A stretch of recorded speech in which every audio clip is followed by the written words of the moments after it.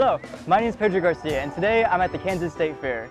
Today, we will be covering butter bison sculpture, poultry, but first, let's talk about first aid.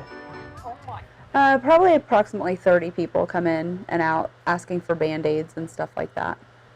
Blisters on the feet are a big one. We've had a lot of heat emergencies this year. People have come in just to sit down and cool off, and some people have laid down on the beds and relaxed for a few hours. Reno County EMS does. We staff the first aid booth from the hours of 8 a.m. till approximately 10 p.m. at night every day of the state fair except for I think Sunday, and that's just because the state fair closes early on the last day. We can handle any kind of emergency in here up to a cardiac arrest. We have a monitor and everything like that we would need in here. It's set up for an AED so that anyone can use it. It doesn't matter skill level. It's also set up so that paramedic providers can use it. We have IVs and fluid and everything like that we would need to treat any kind of emergency that would come in, medications. But the basic things that we treat in the first aid are for Band-Aids and that kind of stuff. Anything that would need a higher level of care, we usually call in another ambulance to send them out. I really enjoy working for Reno County EMS. I've only been here for about a year. I've been in EMS since 2004 though, so I've been doing it for quite some time. At the state fair this year, I have worked every day except for one, either on an ambulance or a roving unit here or in first aid, so I enjoy it. You get meet a lot of new people. Now, let's get into the next story.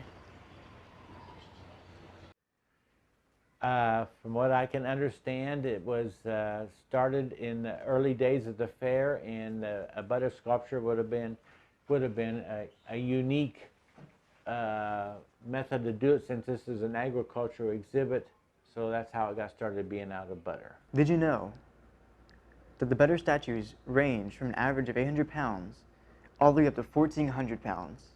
Now that is a lot of butter. Well, I think it's all magnificent just because of the source and the talent it takes to make something like that, inside of a refrigerator. Not everybody can do that. Now, let's get into the next story. Poultry. For the exhibitors to show off what kind of birds they have and stuff, the different breeds. Yes, they compete against each other. This row up here is what they call championship row and stuff. Did you know, in 1972, the State Fair created new grounds to hold the poultry. This is where they are currently held today.